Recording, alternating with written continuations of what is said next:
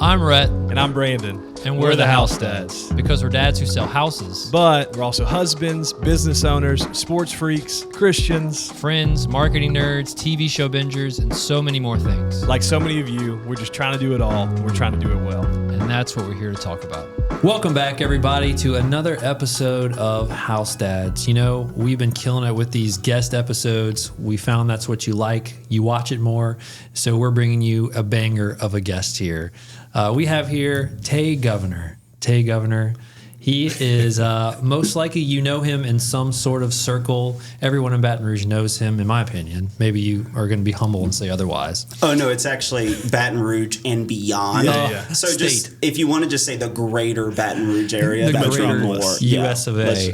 But no, Tahe is, I feel like I first met Tahe through your wife. Our wives were good friends in college and kind of ran into the same circle in the sense of our wives met, so it kind of brought us together a little bit. And then church throughout the years. But man, you're just a incredibly passionate guy. You do everything with excellence, and that's the bar we're trying to set with these guests. That's right. Yeah, people that are doing things well. We want to get a piece of what you're doing and just hear about what you're doing. So we are honored to have you on the pod, man. Yeah, well, I'm glad to be with the both of you guys. And really, the two of you have been just good friends. And I've enjoyed our relationship and cutting up. If anything, I'm going to have to do my best to try to stay on track. And this just doesn't turn into a big, there's Rhett, Brandon, and Tahe hanging out. And the audience is thinking, and why did you invite me to this? I think that's important. Well, it's funny, and we had a little conversation about this before, how the circles meshed not only just in different friendship circles, but then in a real estate circle, which we'll get into a little bit in a minute. But when and maybe I'm exposing myself here, in the past, I wasn't the biggest podcast fan, and here we are producing a podcast. Hypocrite. I didn't listen to it much. It grew on me, but I can honestly say, and Tahe was like, don't boast or don't go too hard on this or embellish too much on this. But truly, the first podcast I listened to consistently and was just like in the full rotation and listened, everyone was one that you produced and did.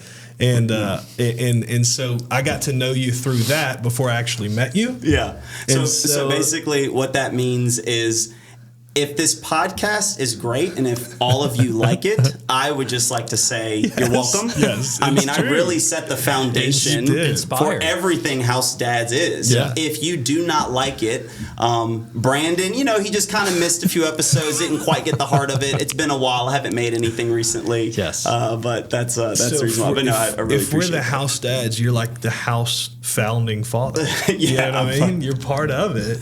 You laid the foundation. I'm the granddad. That's the granddad. I felt that coming in. That's right. So I know, but honestly, man, I know we were able to connect both doing vocational ministry stuff, and I really didn't. You've mentioned that before about the podcast being, and I've never believed you, but I'm glad you clarified that you've heard other podcast episodes before. It wasn't mine, the very first podcast, but that was the one that you faithful, loyal listener. Yeah, 100%. Exactly. And so the connection was after that. So we done vocational ministry stuff together and always, got to connect through that. But then when you got out of ministry and when you were looking just at what's next and everything, real estate, you'd already connected in a couple different places. And you guys had seen Stephen on previous episodes. And Stephen, Rhett, and I would get together and what we would have call our realtor therapy sessions, right? And so I'm telling him, man, I just hired on Tahe to be one of our realtors. And Rhett looks at me kind of funny, and Stephen looks at me kind of funny.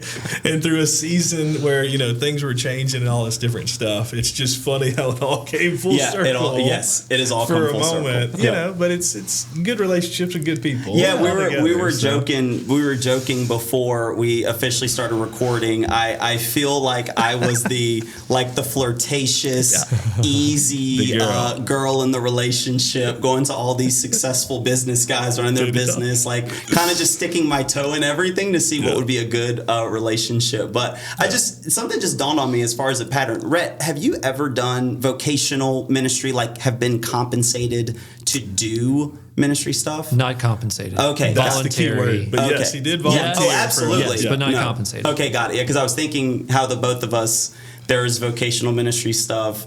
I was, for a very short stint, which I know we'll get into, a realtor, never did a deal. I paid all the money to be one. So the opposite of you. We went on a few showings together. Yeah, we did. Yeah. Now, at least with you not doing vocational ministry, you've never been compensated for it. I did real estate. I sunk thousands of dollars into it, and I never saw anything out of that. But we'll get into more of that. That's awesome. That's very true. Very true. So, for people listening, they probably know you at different levels of relationship. Some of you may not know you at all. So we'll give you an opportunity. Want to kind of bring it back to the start, man? Kind of tell us a little bit about your upbringing. Talk more about your family dynamic and how that all changed, and obviously career and relationally and all that stuff too. Yeah, so to get things started, they've already said my name, but if you have looked at it and you did not know who this guy is, it looks like Tahe or Tahe, but my name is pronounced Tahe, and I am from Baton Rouge, Louisiana. Now, I say that because a lot of Louisiana people don't claim me. They think I'm always from somewhere else. Right. And here's what's funny about Louisiana people is it has been this concert of Louisiana people that will think I'm from California. Like that's. I wonder why that is. Yeah, I've never been able to. I'm like, no, guys, like I really am from here. Right. I like crawfish too. Yeah, it's like I don't watch LSU football or sports or anything, but other than that, like I really am from here. Yeah. And then for anyone else who might be thinking or curious, because I would always say this whenever I was doing vocational ministry, I was a pastor, if I was speaking to a group of people that have never met me before, I would always walk out on stage and I would say this. I would say, okay, before I get started, I just want to answer the questions that are burning in everyone's mind. First, it is pronounced Tahe, and then 2, I am half white, half black. Love it. And I would always say that, and the whole room would explode in laughter. That's what you read our minds. Because what is this guy? I knew exactly, because I knew that no matter like what I started sharing on him, the whole time the room would just be, but what is this guy? Yeah. And just trying to figure me out. And I actually picked up on that. My very first like real job, not like working with my dad and he was like giving me some money, but like actually applied, got a job. I was a busser at a restaurant, eventually became a server. And it was being a server at a restaurant that I would walk up to a table, I'd introduce myself, I'd say, my name is Tahe. They'd ask me how it's spelled, I'd tell them how it's spelled. And then they would always ask me, where are you from? And so then I would say, oh, I'm from Baton Rouge, Louisiana. And then they would say, that clarifies where are your parents from?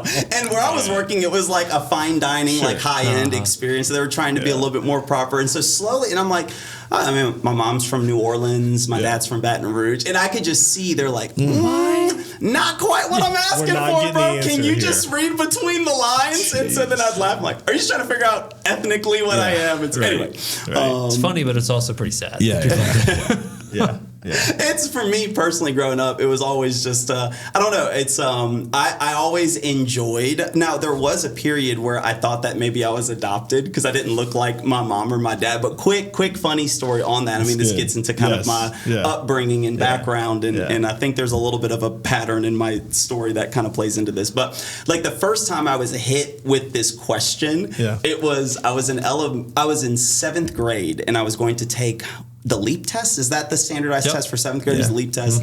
And so at the time, the teacher called me up to the front, and not like in front of the whole class. She just personally called me to her desk. And so I walked up, and she said, what are you? And so then I was like, I'm a boy. Like I didn't know what she was asking. And she was like, so she said, no, but like what do you consider yourself from like a race standpoint? And I was like, oh, I'm half white, half black. And she goes, well, I have to pick one. Oh my gosh. That makes sense. And they leave that to her?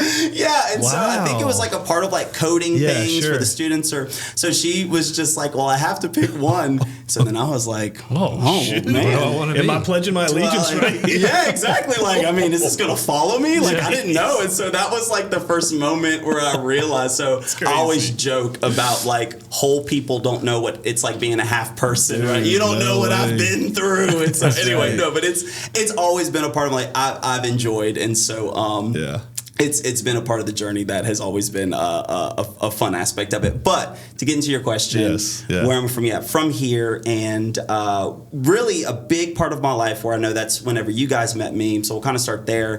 Didn't grow up, so I grew up in Baton Rouge. I have an older sister. Grew up with my older sister. I now have a younger brother, but my parents did not have him until my sister and I moved out. Oh, wow. And so my parents, it was completely intentional.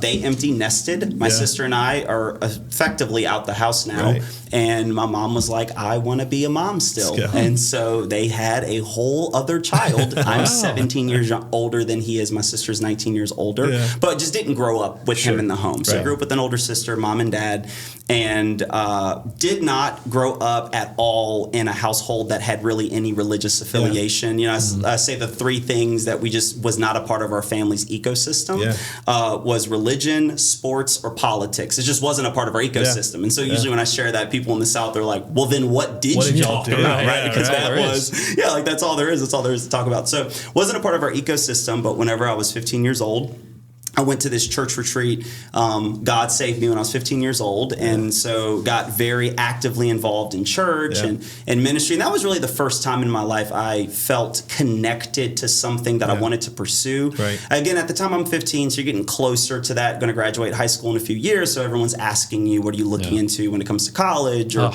work or any of that stuff? And so nothing really intrigued me. I wasn't really interested in much other than just playing video games and watching anime, which is Japanese animation for anyone who does not know. So that was later. More on that later. That's actually what this is. I'm going to hijack this whole thing. I'm ready for it. We're talking about they that. They got a Netflix show now I can tune into. Okay, all right. Yeah, let's see. We'll get there. But so I just didn't have interest as far as anything professional was concerned, and started getting very actively involved in the local church in our community. And from that, I fell in love with learning about my faith, studying it, teaching others about it. So I got very actively involved.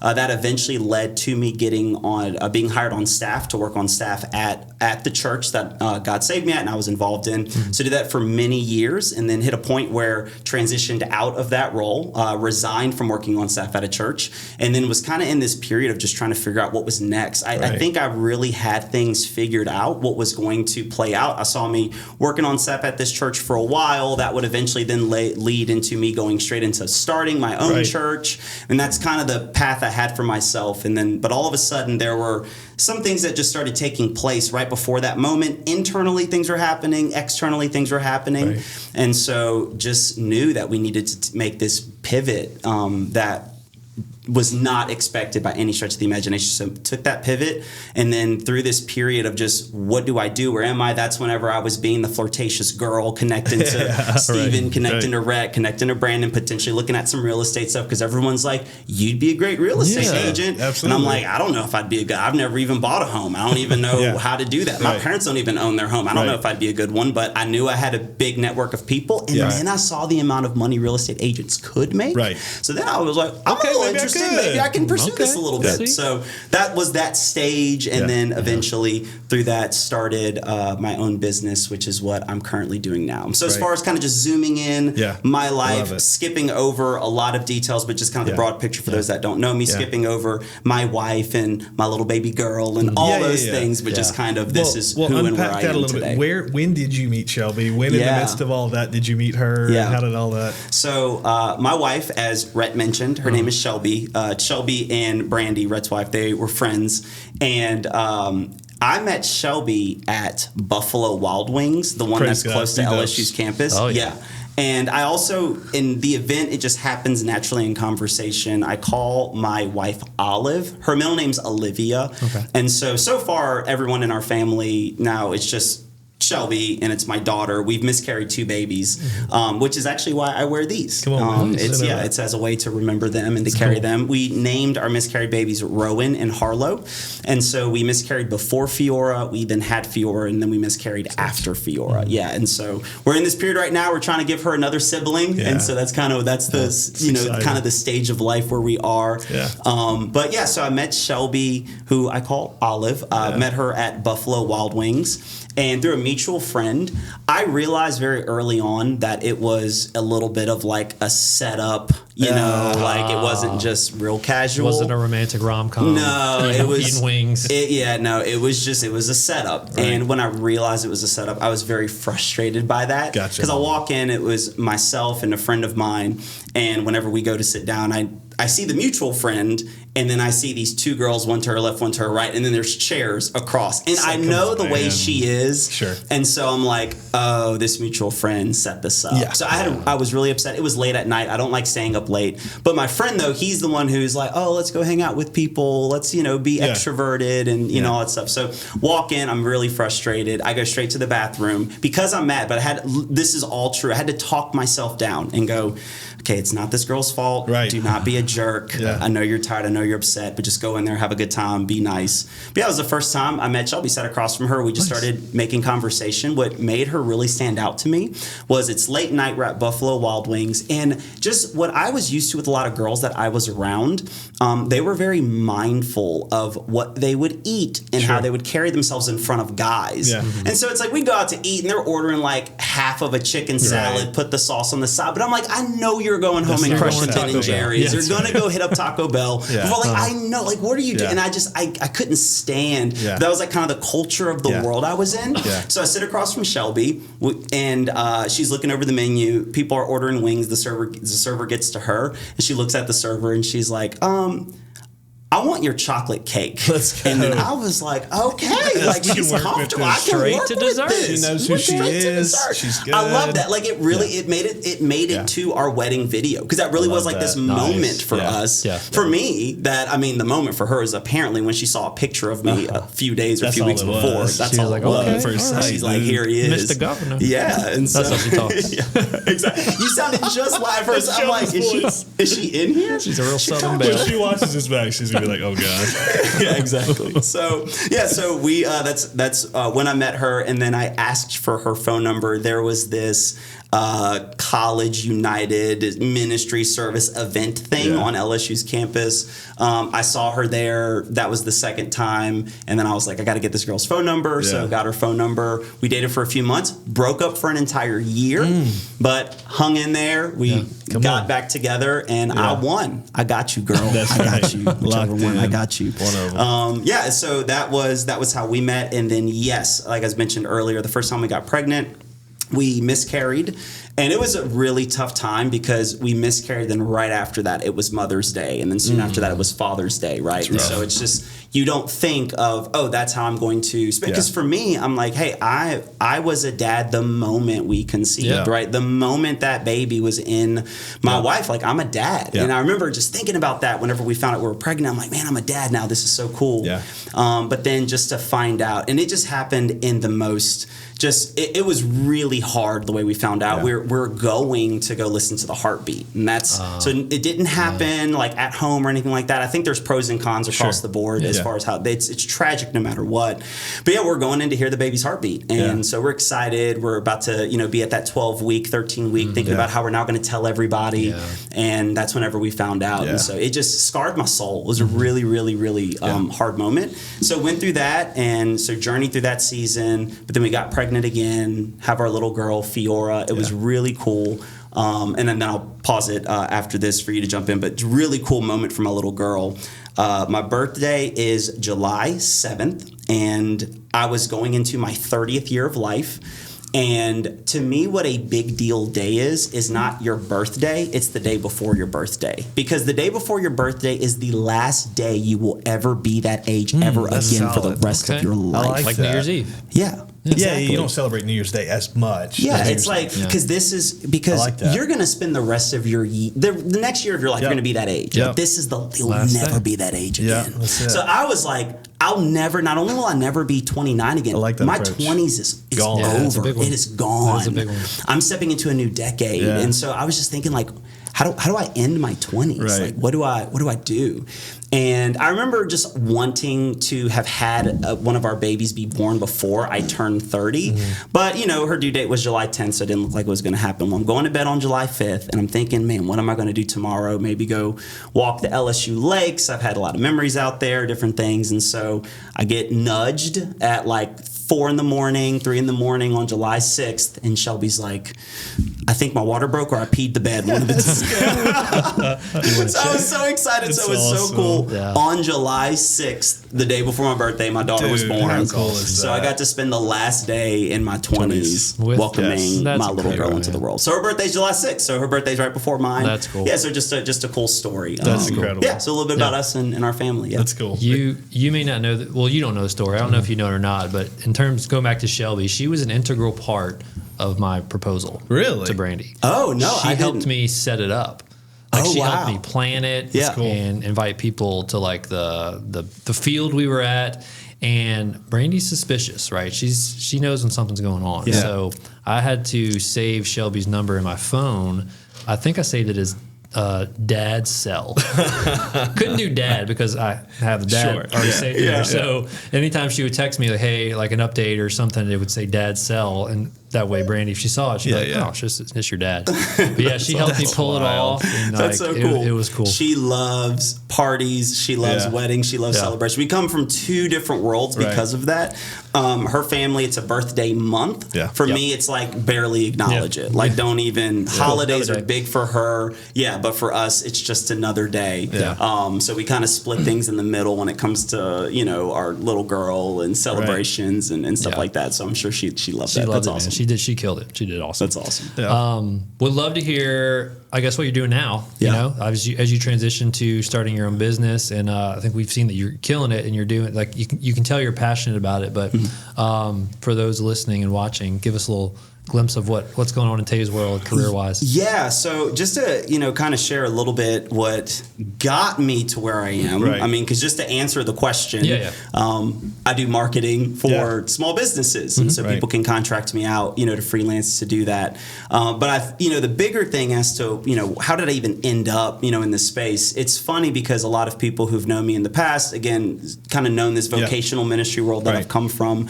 But what's funny now is I'm building new relationships with people as just a marketer, and that's all they know me as, Right. business Right. owners. And so when they hear about, so it's like people who knew me in the vocational ministry world, when they hear about the fact that I'm now doing marketing, it's almost like the record scratches. Sure. Like, What? You're Right. doing that? Right. But what's funny is now when I meet business people and they've heard that I used to be in vocational ministry and I still have the heart to start a church one day, they look at that like, what? Yeah, exactly.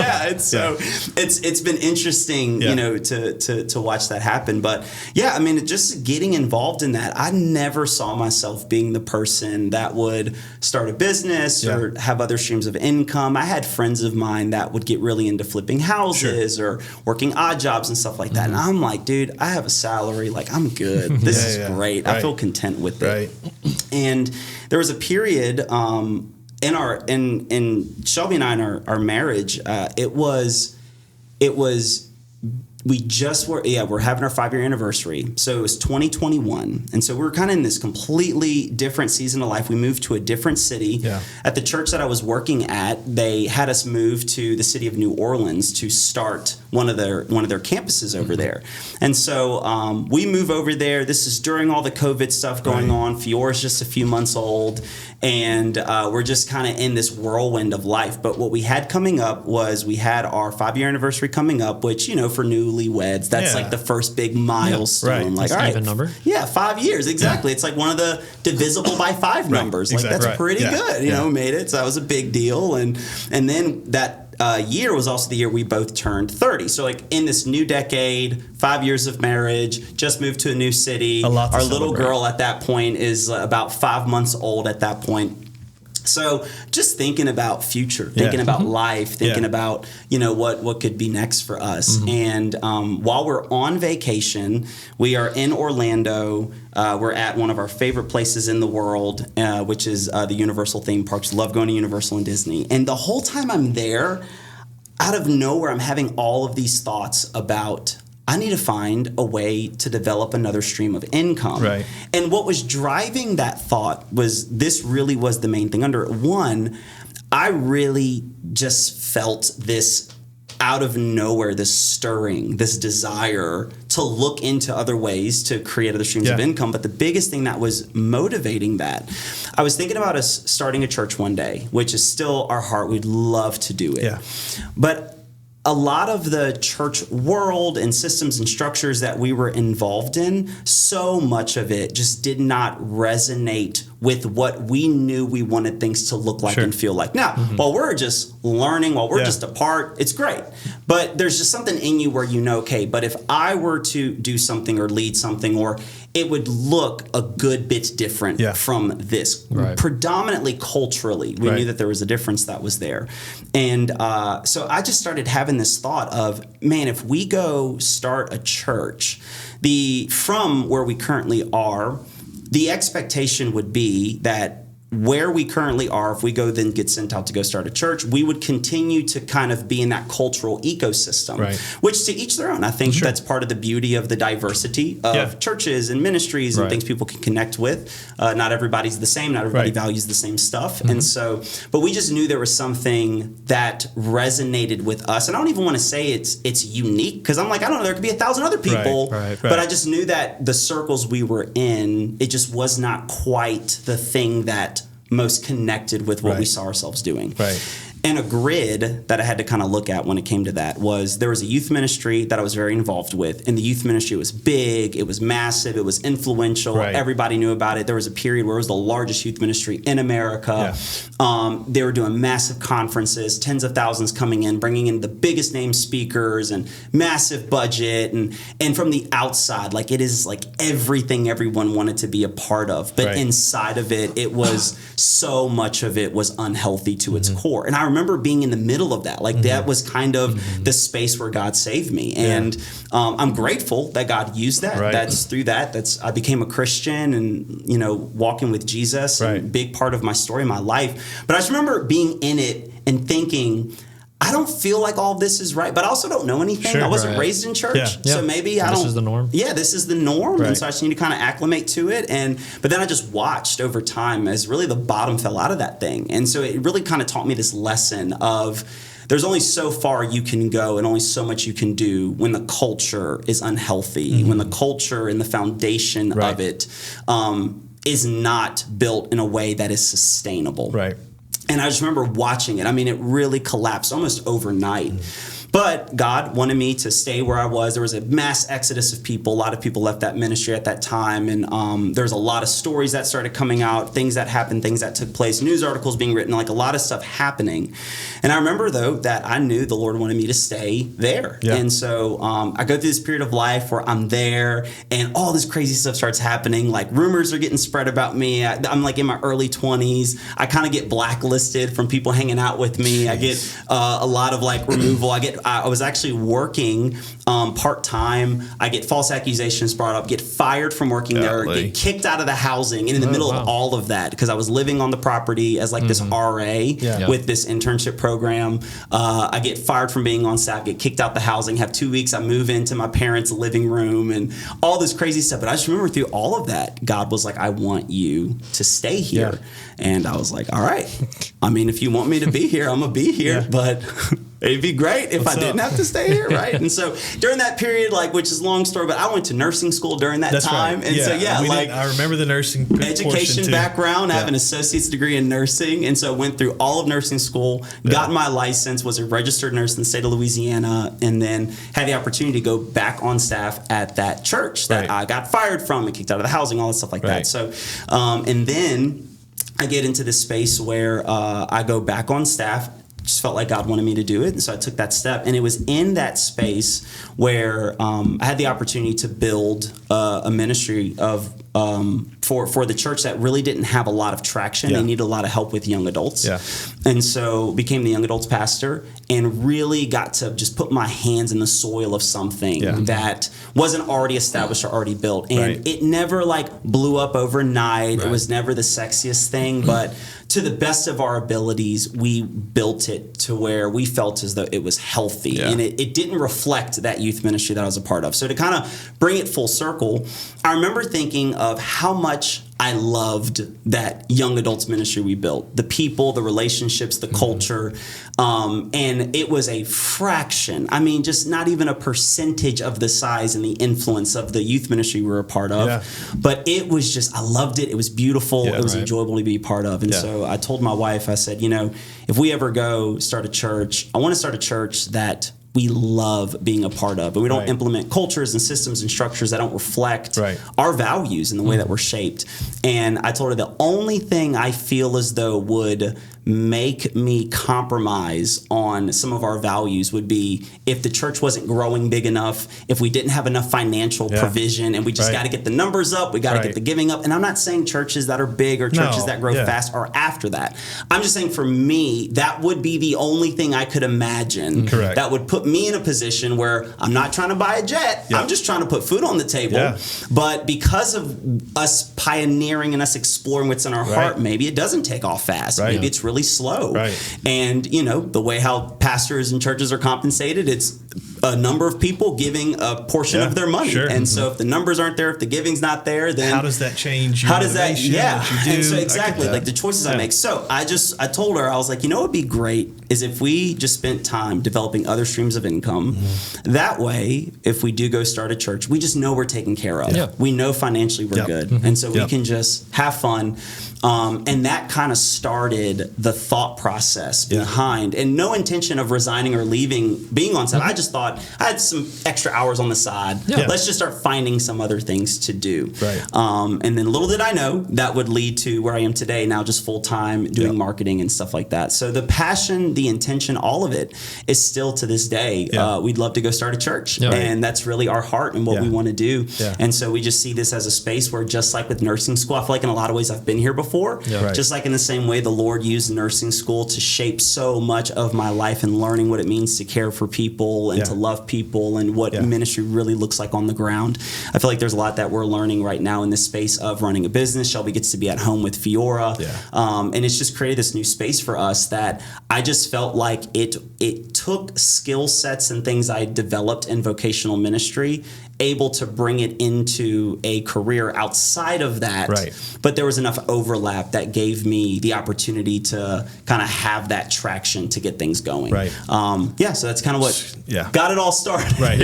Well, I think one thing, just to add on to a little bit of that, my wife and I were the college and young adult pastors at our church during the time that you and Shelby, and we would bring our college young adult group to y'all's meetings, to the larger groups, because we could see that and feel that culture. And it was so great to be a part of and just look at it from afar.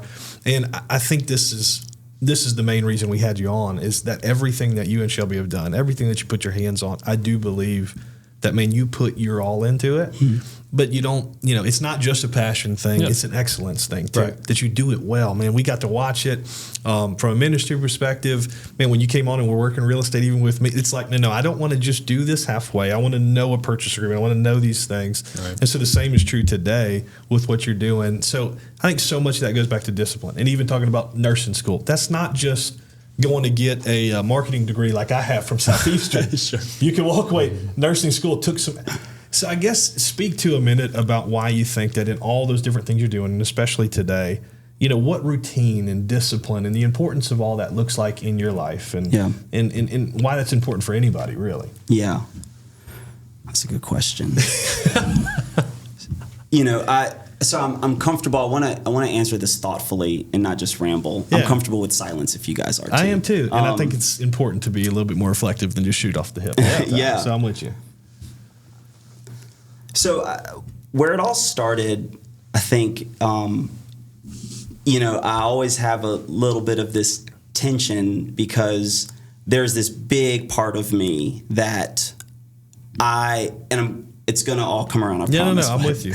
There's this big part of me that I am very grateful that I didn't grow up in church. I'm grateful that I wasn't raised in church, because I've spent so much of my life not as a Christian.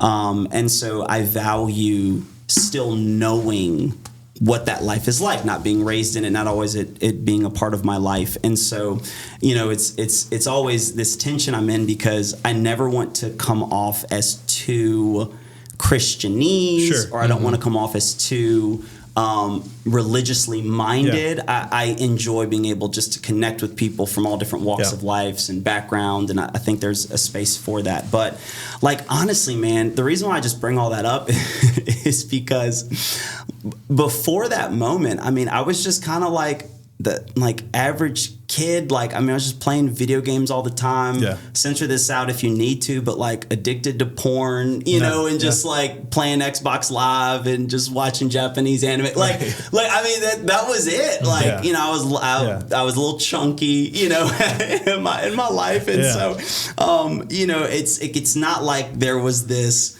natural proclivity that's there, even down to, I mean, I probably tried out 10 different sports and just quit all of them. Right.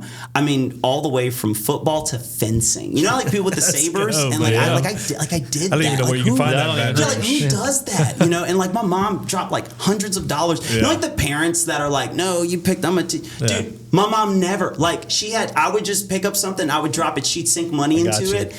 And like, we didn't even grow up wealthy. Like, I mean, categorically grew up in poverty, right? Like definitionally, but I just, so that wasn't there, you know? Staying up late playing video games, like all this stuff, was really bad at doing homework. And so I think a big part of it was really two things. It's going to sound so funny, but it's just the honest answer.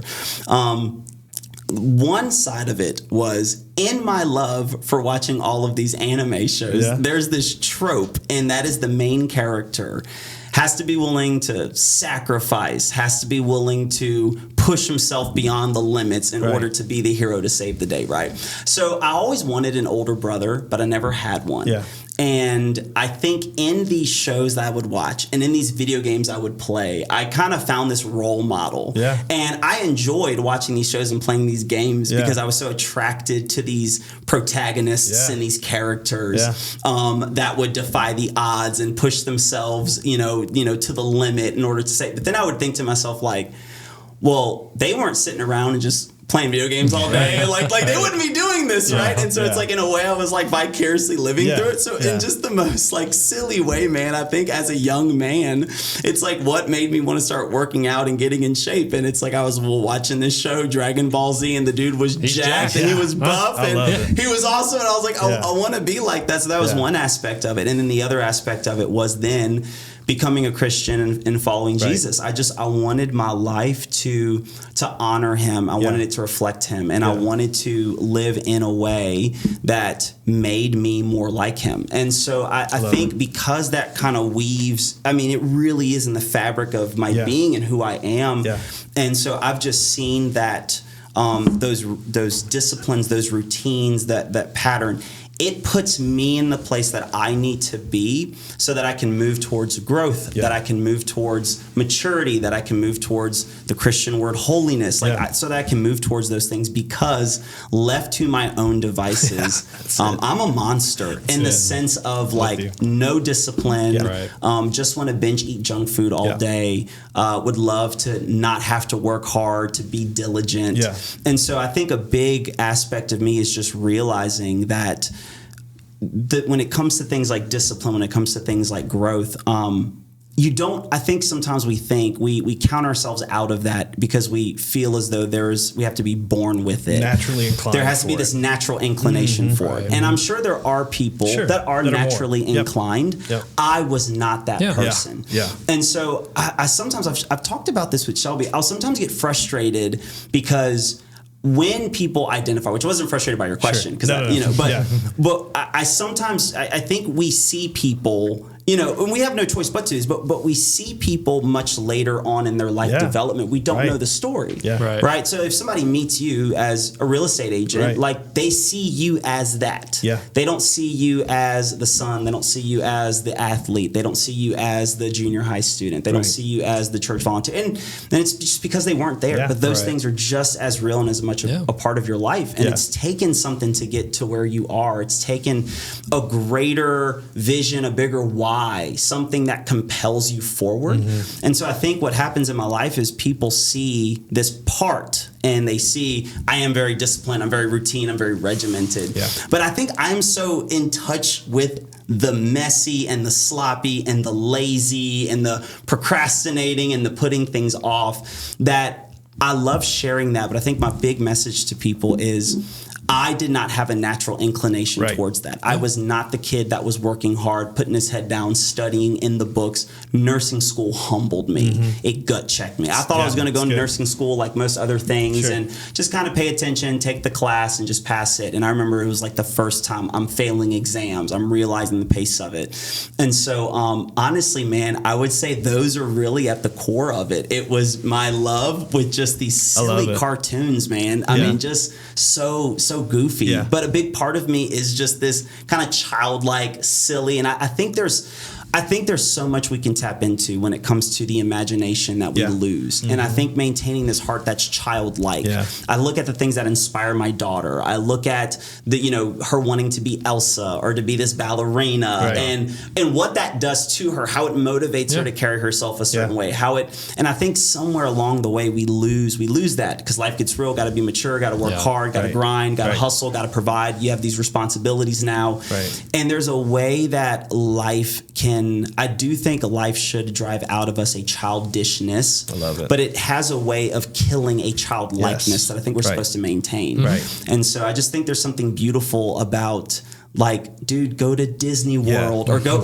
just reawaken that imagination when you were young and you wanted to be a superhero. Like that thing, man. When you're a kid and you're like, why did you want to be Batman? Right. Why did you want to be Spider-Man? Like why? And it's because there was something in you that was compelled by this hero. And I think that is typified ultimately in the person of Jesus. Yep. And so seeing him as the great hero, as the one who sacrifices everything to truly save all of humanity. Yeah. Seeing it, knowing that it's more real than any real story that we've ever heard and that we've ever known. And so taking those childlike, imaginative aspects of who I am, staying in touch with that, and then connecting that to this greater reality in Christ and Jesus. I think that's what drives it, man, in the most silly way. No, but I really feel awesome. Like that's the answer. I think what's been neat, again, I'm not pretending that you and I have had this best friendship for years, but what's been cool to see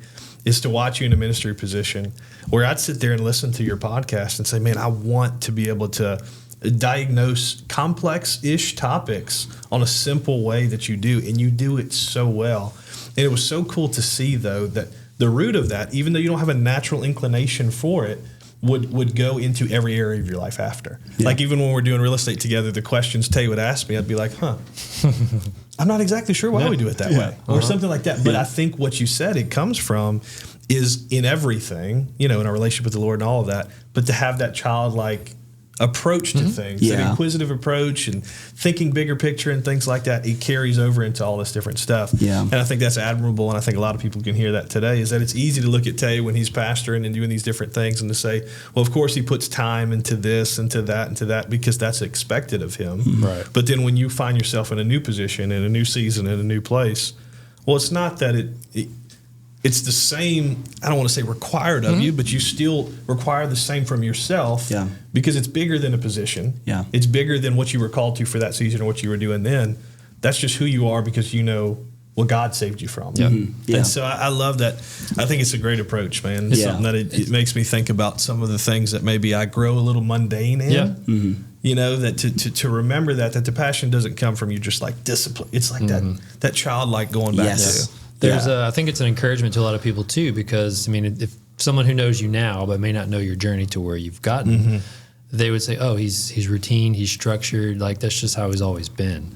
Yeah. And so many people get stuck, like, that's not who I am, But to know, hey, you can if you want to. Yeah, that's right. You can change. Yeah. You just got to find that, like you say, that deep desire. And I'm the same way. I resonate because I'll watch. Randy makes fun of me because I'll watch like a musical, a dance. And I'm like, Brandy, see, now we're talking. I think I may want to start taking dance. We've talked about this before. And I think, one other episode, and I was like, even jujitsu. There was like a week where I was like, I think I want to do jujitsu. Are you okay with me like kind of looking cauliflower ear and this and that, but I never pursue it, you know? So to continue, it's kind of an encouragement for people that don't stop. Yeah, you know? so that's this space that I'm in right now. And so I'm in this space right now where I just sense in my heart where God has me where I am. There is such a childlike wonder and awe, a curiosity that I sense. Yeah. And when I sit with people and I talk with them,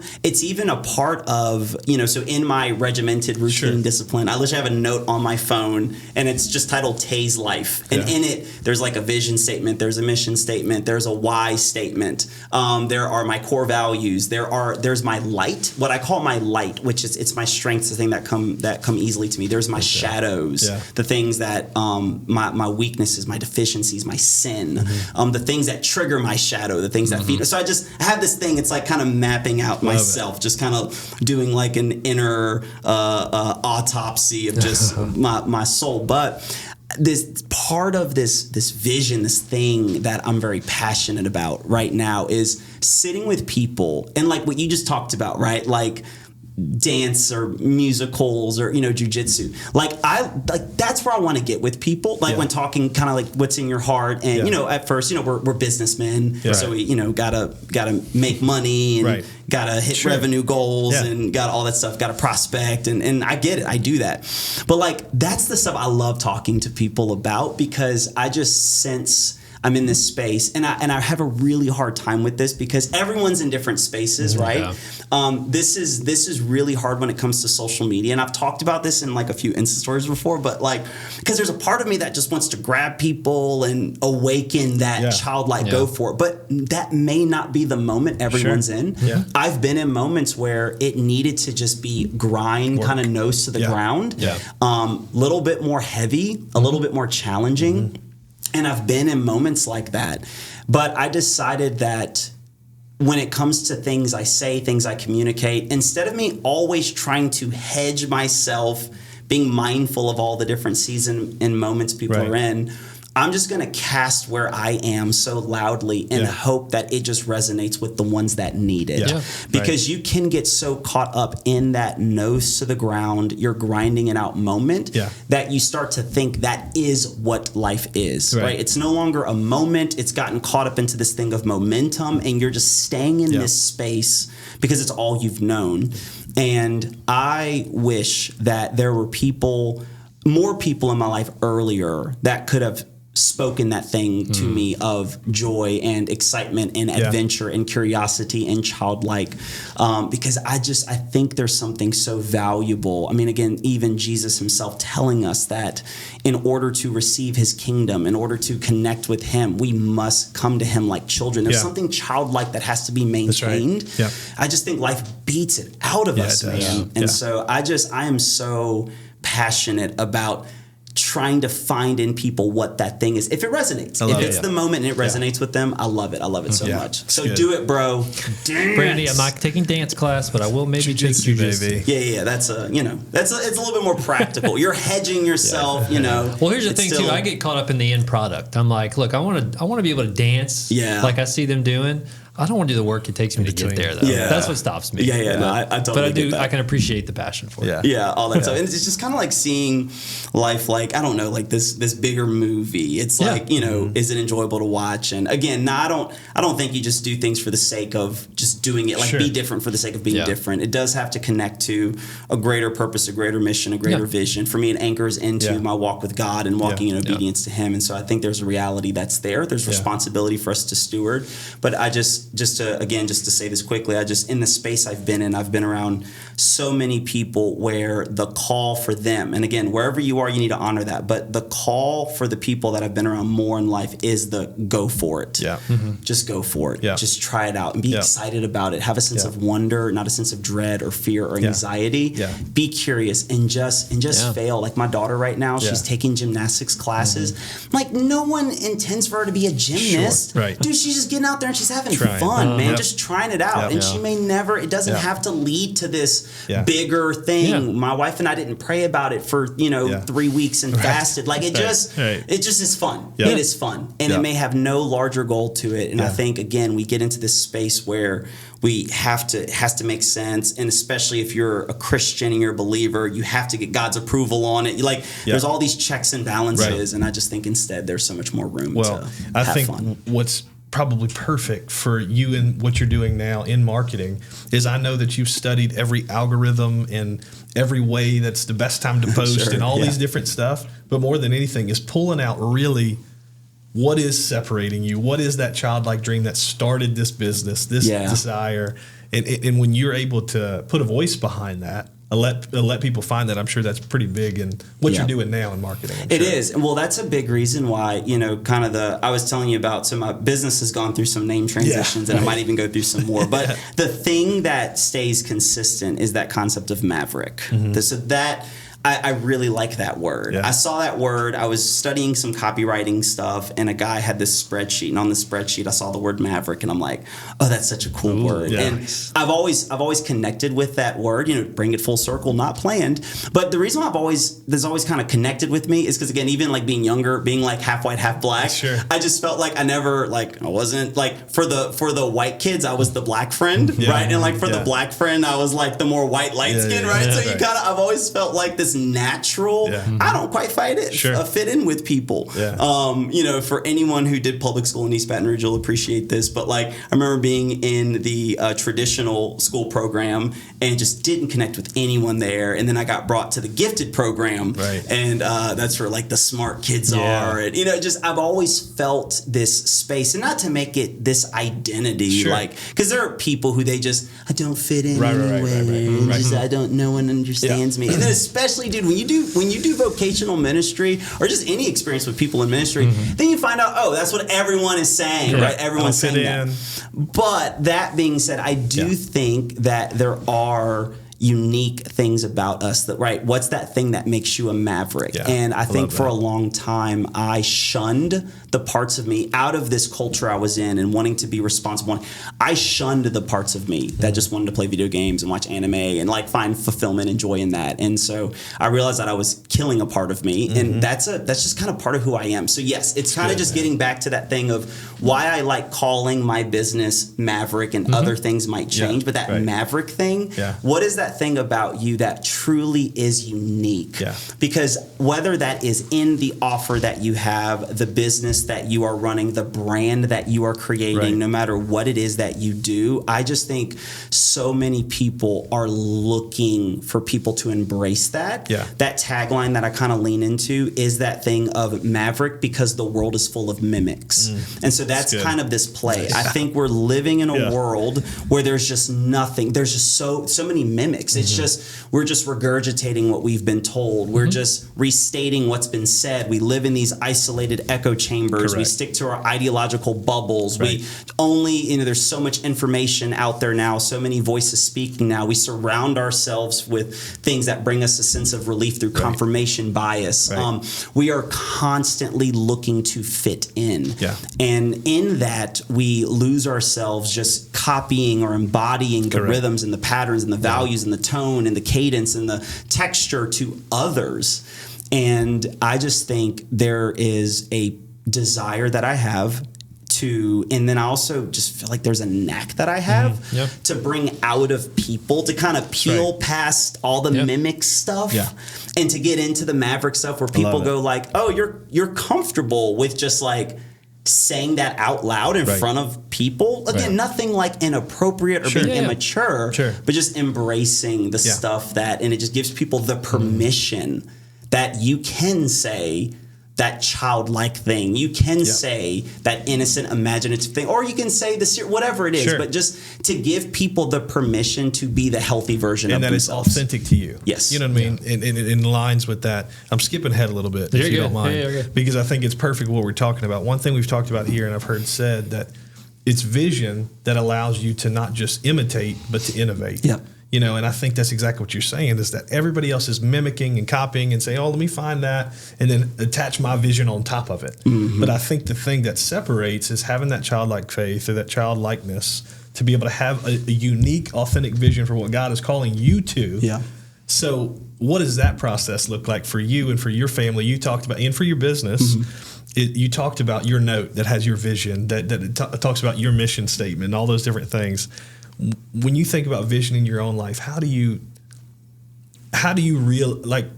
when you feel like you get a grasp for it? Yeah. What does it carry out like? What does it change? You get what I'm asking there. I do. So I would just say broadly, one, I think the reason why we often have a really hard time with living this out, I think the people we know the least are often ourselves. And the reason why I say that is because we spend most of our time engaging, being intentional, and listening to others. Yeah.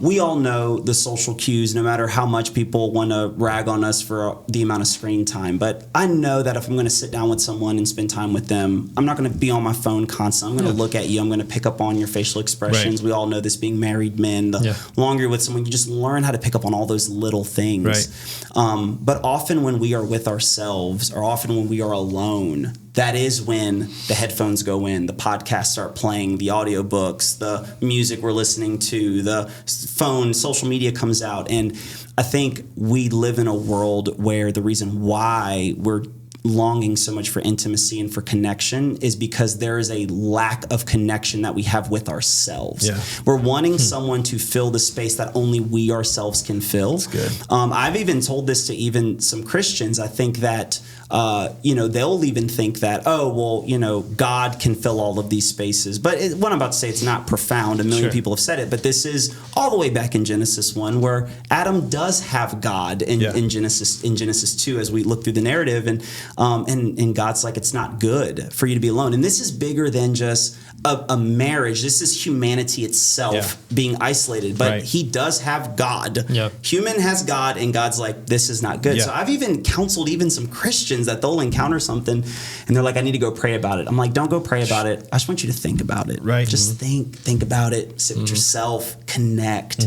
A family member of mine right now is going through something that is just really traumatic. And again, the space that they're in, I'm like, right now you don't need to make decisions. Right now you don't need to try to figure out. You need to connect with yourself. And so I think the biggest reason why, when it comes to this thing of vision and what it connects to and what we spend so little time living life through our own eyes. Yeah.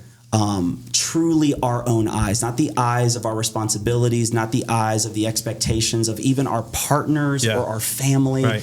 Really living life through our own eyes. And I think the only way there is in slowing yourself down and getting silent and just sitting with yourself and learning who you are, learning the stuff I was talking about, your shadows, right? What gets you really upset and pisses you off, and what makes you depressed, and why are you feeling those things? What's going on under all of that? Why is it that when you see that person post that, with one person it's like you feel happy for them, the other one it hurts and jealous here. Like what's going on under that? Good. Quickly what we want to do is we want to just say like, oh, well, I need to spend less time on social media, or oh, I need to stop following that person. Meet them. It's like, no, you need to get down to the root of it. Sit with that jealousy. Get curious about what's under that. So I think when it comes to vision, when we start living life through our own eyes, and again, people can take this and think it's this hyper isolationist, that you don't involve other people, you don't bring it into community. No, if you do this, you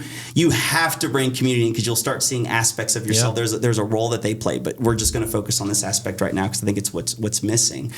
When there is that sense of vision, what's important is to then be able, because you will feel like your life is meaningless if you cannot attach all the aspects of who you are and what you're doing, if you don't find a way to make it work, if you don't find a way to see it move towards that sense of vision, even if that is just simply the job that I have, the job that I have, it provides me the means to go do whatever. It could be just as simple as that. It could just be starting there.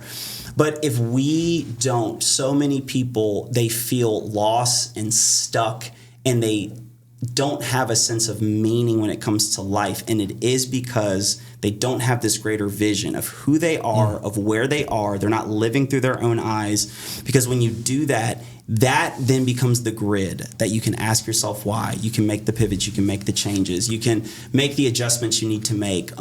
That's where you will find renewed meaning, right? Because life is not our experiences, but it's the meaning we give those experiences. And so it's living in that kind of a space. And so I think that's what vision does. But again, it just like I have these glasses on, it requires you to be able to sit with yourself. Right. And to open up people into that process, to open up to others as you do connect with yourself and your shadows and your strengths and your weaknesses and all of that. But it provides this catalyst. It provides this sense of passion. It provides a sense of direction. And ultimately, what it does is, again, it just gives everything in your life meaning. And life is just so much better to live when there's meaning attached to it, all the way from achieving the financial goal from your business to the simplicity of going to the movies with your kids or just simply sleeping in on a day. Like when it's infused with meaning, the potential, there's color to it, there's texture to it, there's tonality to it, there's just something that changes. It's seeing your life in 4K. I was going to say high definition, but that is so 90s of me. But just seeing your life in that 2160 4K quality. Vision gives meaning to everything you do, from what you eat to what you drink to what you wear to everything. It infuses it with meaning, and it just makes life so much more full. It's beautiful, man. It's hit on a lot. True, and I resonate recently because, in our field, or a lot of fields, you take assessment tests to learn about yourself. Sometimes you do it for interviewing, but sometimes I'm like, let me just take it myself, see what I am. And lately, I took the DISC profile recently, which is more of a business than about. But I was upset at my results, and I was like, I really thought I was going to be this, but I'm this. And I was asking somebody, I was like, why am I this? And they said, well, this person typically does this and this. And I was like, that's pretty much on the money. But I really haven't taken the time to sit and just think about who I am, why I do things, why I shouldn't do, or I should do, or how I can change. But it's true. That's just like no one takes the time to do that. When you're alone, you just, you're binging Netflix. It's hard, man. I mean, and just realizing, like, for everyone, like, it's a discipline, but it's seeing the value behind it.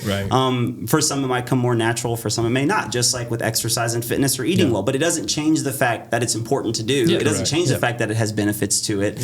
And and I think that's the reason why so many people find a sense of fulfillment from it in like these different assessments or tests. And I think that is such a great first step. And I think once you have that, again, it's because it's like, you know your wife so well that if she just does one little thing, all of the layers under it. 100%. You know what's going on. But I just think we don't know ourselves that well. And that's why whenever our spouses do like, oh, I know, like, and we're like, what are you talking about? Or like, I don't see that. Or no, and it's just because they've been on the other side of us this whole time. And so there's a lens that we bring to that. So, just sitting with yourself, driving in silence, again, getting under all the junk that you're trying to run from, like sitting with that stuff. Oh, it's messy, but it's liberating, and man. At its core, it starts there. Like getting introspective, allowing yourself to be there and think about your thoughts and all that.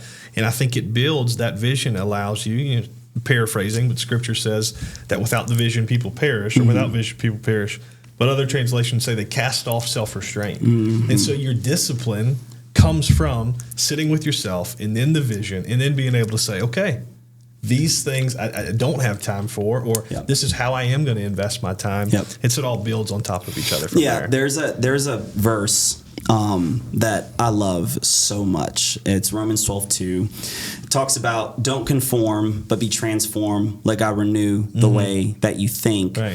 So that by testing you can discern the will of God for your life. Well, so some other translations will say so you will know, but I really like the way the ESV brings it out, because it says so that by testing you can discern it. But what needs to happen in order for me to test to discern God's will, right? Because whether you believe in God or not, everyone kind of lives with this thing of I want to know what I'm supposed to do with my life. Everyone kind of lives with this thing of what is my purpose. Whether you think you can define it for yourself or you think there is something transcendent beyond you that defines it, that's where we all are kind of living. But for those who are Christians, and I just think fundamentally this is just the truth of the reality we find ourselves in. But the way that you figure out that thing is by allowing God's work of transformation to happen. So it says, don't copy, don't be conformed, aka don't just be a mimic, right? But don't mimic, instead be transformed by letting God transform you by changing the way that you think so that by testing you can discern. And I think for us, especially if people are believers, they think that the way they find out the will or God's call, it's through praying and it's through reading the Bible and it's like, no, it happens through undergoing the process of you being transformed. And as you become who he wants you to be, then you'll be able to test and discern the will. And if you're testing it and discerning it, it means you don't know for sure. It's kind of like dating, right? It's like, oh, let me try this out. Let me see. I don't know. But the barometer that you're using, the measurement stick that's helping you decide, is this it or is this not it? It's not because a voice spoke to me. It's not because I saw a sign. It's because I am looking for the things that resonate with the work of transformation that's happening. Who am I becoming? And as I'm becoming who I'm supposed to be, not focused on what I'm supposed to do, but as I'm becoming who I am supposed to be, I will start to develop this ability to find the things that resonate with that. The more I can find resonance, I can start going, okay, all right, this is it. This is the thing. I know this is the thing. No one spoke to me. God didn't speak. I know. And again, I just think in certain Christian circles and certain, like this thing of that, it's so taboo to think that or to say that. Like, you need a voice, you need that. And it happens at times, but the standard process. And so my encouragement to people is you need to know who you are. And the more you know that from a healthy place, it has to come from a healthy place. But the more you lean into that, you'll be able to find resonance with those things. And when you find those things that you resonate with, because if you don't become who you're supposed to be, the thing that's even perfect for you, it may not be perfect to you if you're not who you're supposed to be. So I can lead you into exactly, I think we live with this myth that, if I just did what I was supposed to do, then I would find a sense of fulfillment. But it won't happen. It's not just doing what you're meant to do, it's being who you're meant to be. And when those two things connect, that's when the fulfillment then comes. So again, the process that we focus on is transformation. The process we focus on is becoming who we're supposed to be. And I can only do that as I sit with myself, as I know myself, as I let this deep inner work happen of exploring, of being curious, of asking questions, turning over all the stones, getting under what's going on. Then I find resonance, gives my life a sense of fullness and meaning. It's good. It's good. So much good stuff. So what's the part of that, and this is not on the notes, but you'll be able to roll with this. I know. So I've heard a pastor tell this story before, and I think it's important for regardless of anybody's field or season in life, is that on the opposite side, when you find yourself in a place where nothing is resonating, everything feels mundane. And what I'm talking about, a pastor, I heard him describe it as this, is they used to have, he used this example, when coal miners would go and explore new caves that they had never been in, they weren't as sensitive to the oxygen depletion as these little canaries that they would bring with them. So they'd bring little canaries in these caves, and when the canary would stop singing, their oxygen system or respiratory system was a lot more sensitive to the lack of oxygen. And so when that canary would stop singing, they knew, okay, we're going too far. We need to come out. And so in people's lives, there's that canary that stops singing, right? And so it's like, everything's mundane. Everything I touch is just exhausting and draining me. How do you find in your life, what's that canary that stops singing? Or is it just as, and then how do we work ourselves back there? Yeah. So, I think that ties in a lot to, so I never thought about that analogy, but that really is a great way to kind of give a visual image to what happened when I was on staff at church. Like, all of a sudden, something was just like, my canary's not singing. I know. Which I never thought about that. It's kind of. But it was that. It was just this thing of like, and again, I've had moments. You're going to have moments where you're burned out or you're down. I think this is the big disclaimer I want to give, because I thought we might go, just in a direction talking about life and purpose and meaning. I think it's just to help everybody take this load off, that when it comes to choices and decisions and where we're going to go, what we're going to do, you're going to make mistakes. Yeah. You're going to make the wrong choice. You're going to call it wrong. You're going to think something. I was convinced. There was this girl in my life well before I knew I was going to marry her. I mean, I knew I was going to marry this girl, and I did not. Right. You're going to make mistakes. You're going to miss it. I mean, I tell people right now, and I think that's where there's this thing of humility that you have to carry. I'm like, I think I made the right decision. Right. When it came to resigning from working on staff at a church and starting my business. I mean, I'm pretty sure. Sure. Yeah. I am. I could be wrong. Yeah. But guess what? If I am wrong, you know what? At some point, I'll realize it. Hopefully. Yeah. I'll realize it. And then I just go, hey, I was wrong. And then life is just bigger. Yeah. Life is bigger than your mistakes. So just quickly, I think that's just something I always want to tell people, because I just remember the countless times I've sat with people, they're so stressed out that they're missing it. And the thing is, instead of encouraging them that they're not, or I go, well, what if you are? Yeah. Mm-hmm. Like, what if you are missing it? It's okay. Yeah. Mm-hmm. Like, you can always make a choice, make a decision. You can always turn around. I am not where I am today because I made all of the perfect choices. No. Yeah. I am where I am today because I know for a fact there are moments where God did tell me, or life was clearly pointing me in this direction. And I said, no, I'm going to go this direction instead. Yeah. So I am in a space where it is failure after failure after failure that has brought me to this space. So I think it's just realizing life is bigger than making all of the right decisions. Yeah, it's looking back and saying, am I going to have the regret of action or inaction? Yep. You know, and can't really, I can't stomach or live with the regret of inaction, but it's, hey, if I made the wrong choice. Yeah. I can live with that. You're going to make the wrong choice, and it's going to be okay. Right. So that being said, as far as, you know, that aspect of, to be candid, man, even in that, you know, looking back, realizing that, it was the canary that was singing. I needed, and I hope people have this gift, I needed things to get so loud that I needed to make this decision. And that's what happened. It got very loud because I was so committed to just expectations that I put on myself or the environment around me. I knew that if a situation came where I had to enforce a boundary or make a pivot, I could. But I was at the same time, like, in the process of us working this, Shelby was so gone before me. She's like, hey, we need to. And I'm like, well, no.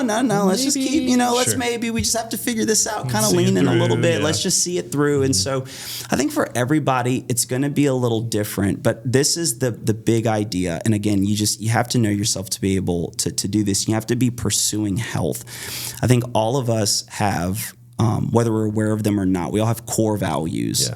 And the more we understand what those core values are and what those core values look like in operation and expression in our lives, I don't think you should ever be in a position where you are choosing to compromise, ignore, or neglect what those core values are. Right. That's the line. You don't have to think about it. You don't need to process it. You've already made the decision. It's standing orders. Yeah. That if I'm ever in a position of my life that I have to compromise, I have to ignore, I have to cross one of my core values, it's done. Mm-hmm. The decision has already been made. Decision. It's a hard, fast decision. Mm-hmm. And so I think for a lot of people, right, when you are kind of entering into this space, what is the canary? I think what you have to get connected to, it is that sense, what are your values? Because when you know what those are and you're anchored in those things, it becomes a self-selecting process. Yeah. And you're able to step back and you're able to say, okay, you know what? Nothing in this landscape is resonating with me, but that's fine because maybe this situation and this circumstance is forming me right now into the kind of person that it will resonate with. Right now, it's not there. So I would say just because there's no resonance, I would not necessarily say, hey, transition out or move, But I would say if there's no resonance and that is then layered onto a compromising of your core values, not your preferences. And again, what's tough about all of this is those things need to be healthy. Because just like boundaries, I think boundaries are good, but people can have arbitrary, unhealthy, or really jacked up, effed up boundaries, right? And so it's like the concept of boundaries is good. There's nothing wrong with that concept. It just might be the way you're using that concept is what's problematic. So but here's the truth of it, dude. People can abuse the beautiful truth of the scripture, which I believe is truthful. I believe it is good. So it's like you can abuse anything I say. I mean, what am I going to do to put perfect hedges around to where everything you hear is in perfect context? You're not, right? Not. So some of what I'm saying is going to be a license for someone to make a terrible life decision that they should not make. Exactly. And they're going to feel like, oh, that's what I've been needing to hear this whole time. Thank you. Exactly. And it's just like, exactly.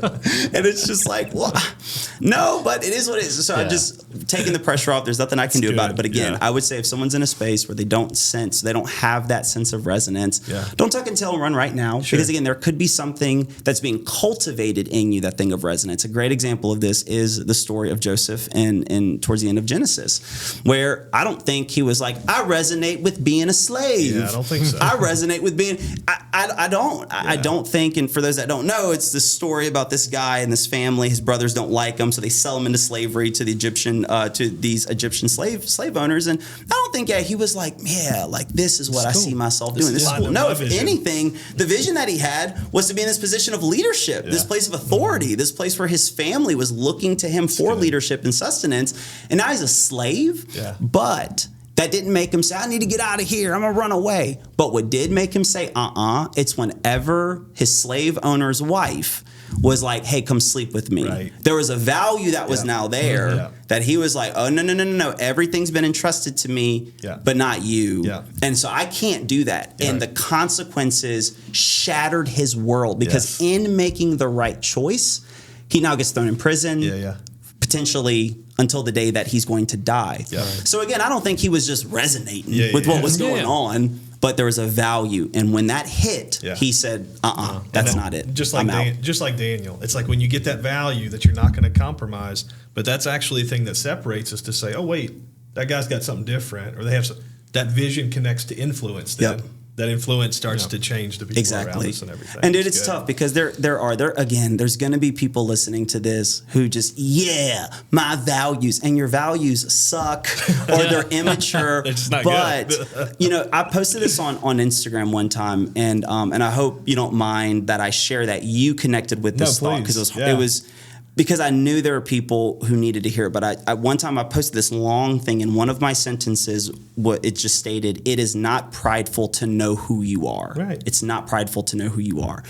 And I can only think of all of the prideful, arrogant people that are like, that's right. Yes. And it's like, but all I could think about is I know there are people that are so living with this thing of I want to be humble, I want to be teachable, I don't want to be arrogant, and so they live instead. They're naive, they're gullible. They have abdicated a sense of self to others. Yeah. They look to tell me who I am, tell me what's right about me, tell me what's wrong with me, and it's those people. I can't do anything about those, but I know there's a place I came to.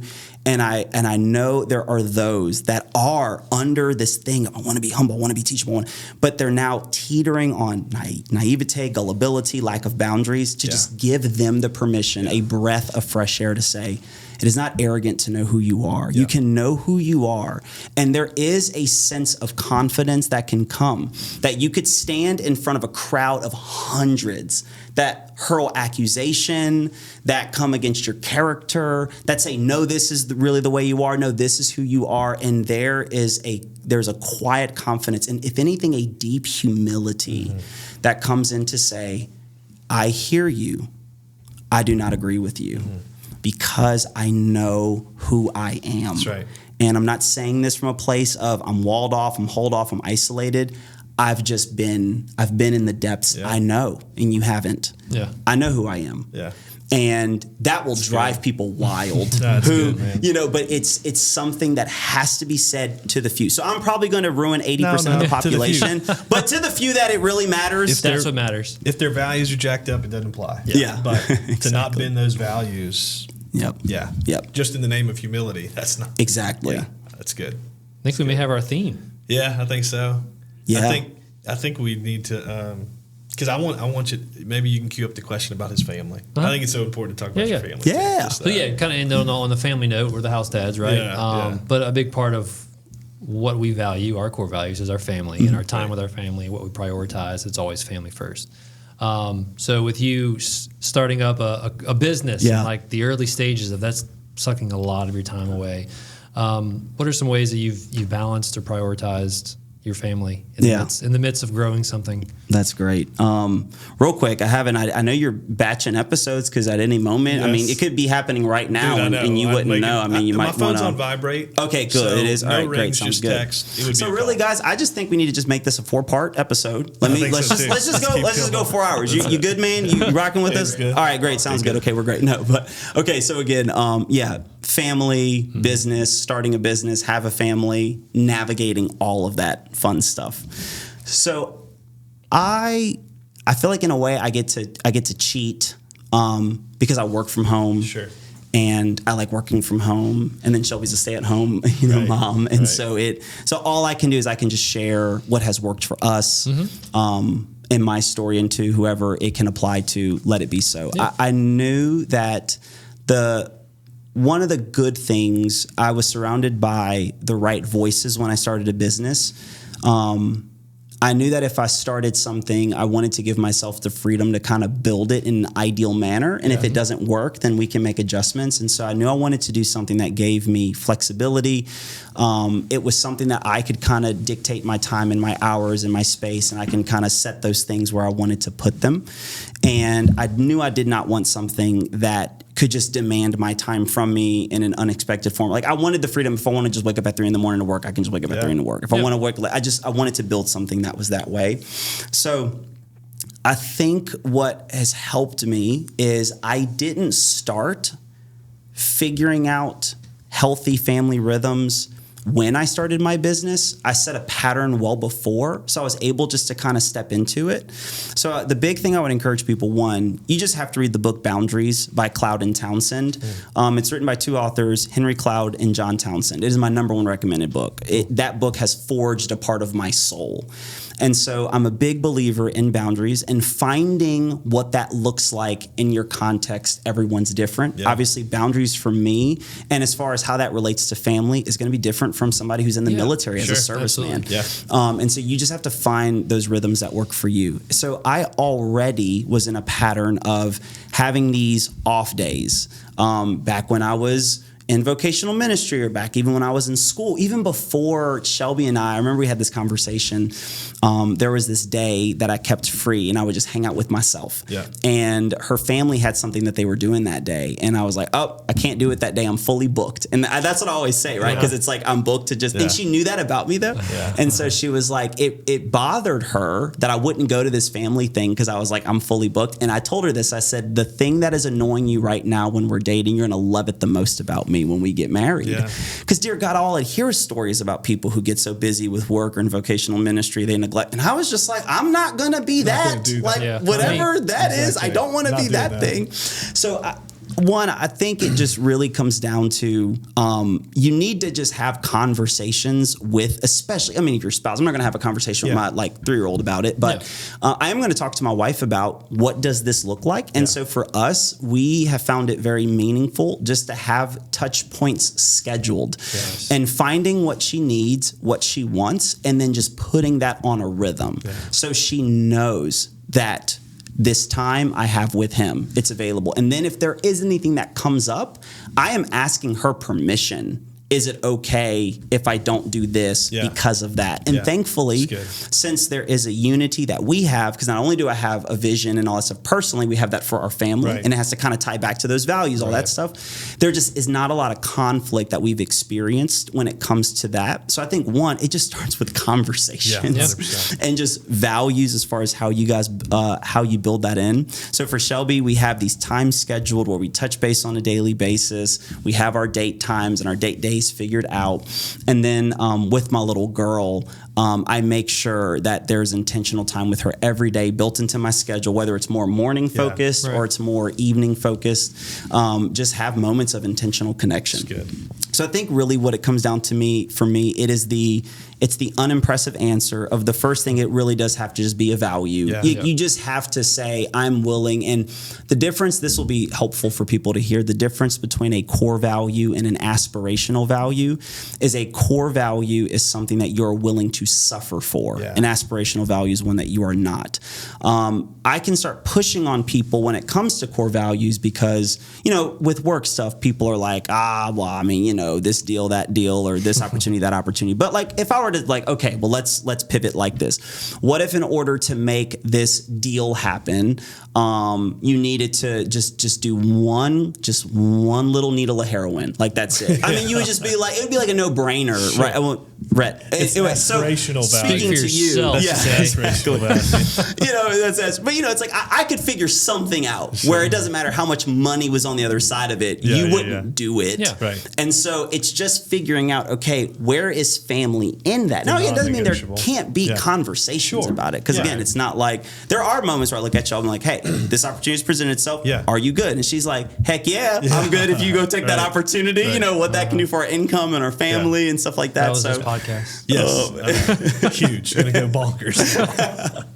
But so I think it's an aspect. So one, it just has to be that thing of value. Yeah, once it's that thing of value, I think two, there has to be just boundaries that you put in your life. Realize there's going to be sacrifices whenever you do set those boundaries. And then three, just having conversations. What that looks like for adults who can have those conversations, those needs as our kids get older. I want to have those conversations to figure things out, be realistic. The thing that does suck about working from home is that my daughter is like, so she's like, dad works. Yeah. Like, because I felt like if I would go to work, it's like, oh, okay, you're not here, you're not at the house. But because I'm there, like I'm in the house, but I won't go play for an hour. I'll always make time for it, but I won't like just carve out. I think there's this thing where it's like, oh, you work and you're always working. And so there's sometimes a little bit of a disconnect. So I'll realize when she starts going to therapy how much trauma I've done. Though I've been loving it. I'm like, this is great. It's probably like the worst thing in the world for her, but we'll figure that out later. And so having those conversations when they get older, but then just scheduling it and then just sticking to it. But just being really gracious with it. Like, just giving yourself the room to grow. If you suck at something, you're not going to be good at it tomorrow. So give yourself so much time and so much grace to just work on it and to get better, and not expect that all of a sudden you're going to make a decision and your life's going to kind of just flow out and look great. It's not going to happen tomorrow. It's not going to happen tomorrow. And so whatever you need to do, and the last thing I'll say about that family aspect is then also realizing how integrated all the parts of your life, how integrated they are. And what I mean by that is, you can't just say, oh, I'm going to prioritize family time, because all time is energy, for example. And so if you're not sleeping well, if you're not eating well, like even if you keep something on your calendar, you can't show up and deliver like you need to. So I just think it's being aware of all of the variables that go into making whatever time you have with your family, whatever time you have to make it meaningful. Yeah. And I think the key word you used there was rhythm. We talk about it's not a balance. You can't say 1 hour working, 1 hour family. Nope. It may not be effective that way. It's got to be that rhythm. Yep. It's got to make sense. Yeah, and it's just realizing, not every minute's created equal. Yeah. And so a lot of it does lean into quality, right? How much of that quality time. And here's what's really cool: when you do get things planned out and you do get things scheduled, that creates an expectation. Once that expectation is created, that actually is what gives you the space for spontaneity. Yeah. So like if you do break out of something and you like send that text, or you surprise your wife or your little girl, or because something with a 30-minute this, a 5-minute that, a little touch, then it's huge. Where if there's no expectation, then you doing that could just simply be washed away in like well, good to hear from you, or like, well, thanks for just doing what you're supposed to do. Like, I'm not going to give you congratulations for that. But if you do set that expectation, that then gives you the bar that you can exceed, right? And you can go above and beyond. So I love having that, so that there can be the surprises, there can be the fun, there can be all of that stuff. And last thing on that, because I do think that this is important. I'm so sorry, I'm going over time. You guys have already tuned off. I'm terrible. But the last thing I will say is that when it comes to family, a big part of it is not adding something to your schedule, but including them in your schedule. Yeah. And so a big thing that I will do is I just wrap people into my rhythms of what I'm doing. And so for Fiora and I, like a big part of what we'll do on the weekend is I have to run errands on Saturday. So she comes with me to run errands, and she just gets wrapped into that rhythm. Or if I'm able to take a work trip, I will often bring Shelby with me on the work trip. And so do a little bit of work stuff on the side, but then we get to go explore Portland or New York City or stuff like that. So I also think it's finding, yes, you have the intentional set aside space for them, but then it's just figuring out how to wrap people into the rhythms of life that you already have, because you realize, I think about all the times I went to a work site with my dad, I was having a blast. Exactly. I was having fun. So I think that one of the reasons why scheduling this stuff becomes very difficult is because we see it primarily as something to add to the schedule. That's right. But finding opportunities where, you do need to add things to your schedule, but finding opportunities where you can just include them in the things that you're already doing. It's good. It's awesome. Yep. Well, we're going to transition to rapid fire questions. And Tahe and I talked about this before. We've loaded up only sports questions for you. Excellent. Because you've already touched about how much you want to talk about. The way I'm about to BS is just, I'm tapping back into my server days where everyone just expects you to know about stuff. Yeah. And so the way I lied when I was a server, like if now people would be asking me, what'd you think about March Madness? And what I would do is I would gather like a hodgepodge of data, but then I would find a way to distill it into like a coherent answer. But I'm just saying fluff. Yeah. You can feel protected. We're not. Yeah, we're good. You want to go first? You want me to go? I'll go first. Okay, go ahead. You mentioned you like anime. I do. I love it. So, who is your favorite Pokemon? Oh. This is fantastic. I like this. We weren't sure. We talked about this. I thought they would push a button. Like, that's not anime. You're an idiot. No, you can answer that, or you can just say what your favorite. Or how stupid we are your for asking favorite that show question. is. No, I mean I can say both. This really will now have to be two parts. You made a mistake. You opened up the anime door, and so wait till my question. I thought you'd be mad. So all of a sudden, like people are watching the podcast, you guys just get up and leave, and I'm like, and so what really happened in this episode? No, you won't believe it. No, Brett, come back, Brett. So favorite Pokemon. So first, I just have to say, there's all like these new Pokemon, super weird. we want like, OGs. no, I'm an OG we want that all day. 100%. Nonstop. So for me, one of the OG, he's just dope. He's just cool. It's Mewtwo. Mewtwo is so cool. He's in the first Pokemon movie. Pokemon? Well, we just unlocked Mewtwo on Smash Bros. I love it. Because I don't know who that is. Dude, Mewtwo is so cool. The first Pokemon movie, Mewtwo is the main character. He was the main villain, the main Pokemon that's centered around that. He was just epic. He was dope. His design is cool. So Mewtwo is my favorite character. My favorite anime show is Cowboy Bebop. Cowboy Bebop. Which I'm sure you guys know You heard all it here about. first. The old Bebop. So I appreciate you keeping it condensed. This one may be hard for you. Okay. Because you've given me your expertise on this before, and it was a novel that you wrote me, and it was incredible. So 3 days, and I specifically chose 3 days. Okay. 3 days, all inclusive, totally paid for. Yep. You, Shelby, and Fiora, y'all are going to either Universal or Disney. You can't choose both. It's just Universal or Disney. That's easy. Unfortunately, that's actually an easy one. Okay, good. It's going to be Disney. Okay. Does it change at all if it was just you and Shelby? No, it doesn't. Okay. So I'm going to tell you why it would be Disney in that scenario that you've just constructed. Yeah. The reason why is because we are Universal season pass holders. Gotcha. So whenever we go to Universal, we stay at a Universal resort. Right. And so we're on the property, we walk to the parks, we're doing the parks all the time. We have actually never done stay at a Disney resort yet. We've never stayed on property at Disney. Cool. What happens is we stay at a Universal Universal resort, and then we'll just Uber over to Disney and do days.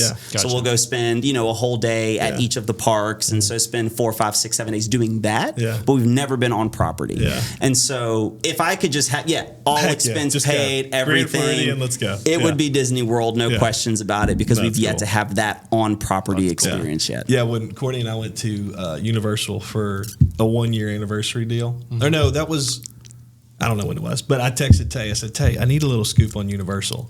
And just my whole itinerary in one text message was done. Yes. And I followed it to the T, and Tahe just knocked it out of the park, dude. It was so awesome. Seriously, if anyone's watching, if you need, like, it's the best. When I cannot tell you the joy it brings me, the joy. I get upset if someone goes and I didn't know. Now I try to be respectful. Sure. Yeah, you know, I try to like, look, I don't want to do this. If you don't want me, well, I still want to do it, honestly. But like, if you don't want me to, I won't. Because you know, you go experience your vacation. But if you want me to help, I would love it. And I really, so if you ever go with family, friends of mine have just recently done it. We have friends of ours that are going to Disney soon. We're going to sit down with them. I'm going to teach them how to do the Genie Plus, Fast Pass, Lightning Lanes, all that stuff. I cannot express how much I love that world. Awesome. And I just think everybody should go and experience it. And it's well, duh, of course, bro. Thanks for that practical advice. Like, what's your practical advice for people? Go to Disney World. Thanks, buddy. You can just do that one tomorrow. But it's worth the investment. I agree. Well, we took it easy on you with the rapid fire, but yes, we may have to do a part 2, 3, 4, 5. I know. You did, to cover the layers of everything. I'm not gonna lie, I was expecting a little bit more, rapid fire. But I know I'm a toughie. I'm just weird. I'm into the most weird, odd stuff, and so it's good. No, you brought an incredible amount of value. One of those episodes you got to watch over and over, and there's a lot of depth to it, which I think is what we wanted and which we got. So. But yeah, man, we appreciate your time. Yeah, for sure. We enjoyed it. I can't speak for Brandon, but I enjoyed it. Yeah. It'll take a little while. It'll take a little bit. Listen to it, digest it, see if you like it. I'll let you know but yeah, we obviously appreciate your time that you've given us to listen. Follow us on social media. Follow Tahe on social media. See the cool stuff he's doing with Maverick. And don't be shy. Let us know what you think. Give us some feedback. Like, subscribe, smash the follow button. I think you're supposed to say that. I think so. But yeah, we really appreciate your time, and we'll see you next time.